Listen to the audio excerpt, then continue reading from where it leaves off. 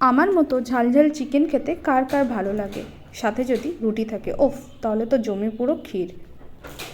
তাই সেদিন রাতের খাবারে ঝালঝাল মাংসের ঝোল ও সাথে রুটি ও রাবড়িও ছিল, আর আলু মটরের একটা সবজি।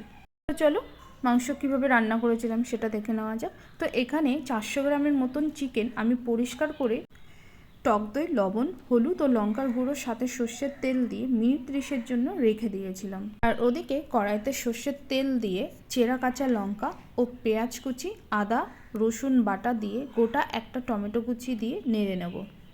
এবার একটু লঙ্কার গুঁড়ো, নুন ও হলুদ গুঁড়ো দিয়ে আরও বেশ কিছুক্ষণের জন্য তেল না ছাড়া পর্যন্ত ভালোভাবে নেড়ে নেব।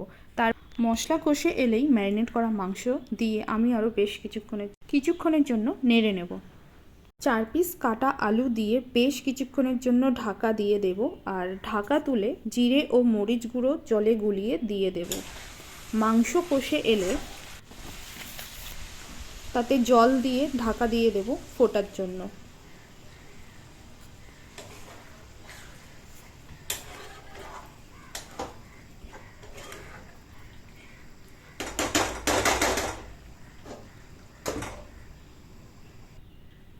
আর ঢাকনা খুলে শেষে গরম মশলা ও ধনেপাতা কুচি দিয়ে নামিয়ে নেব।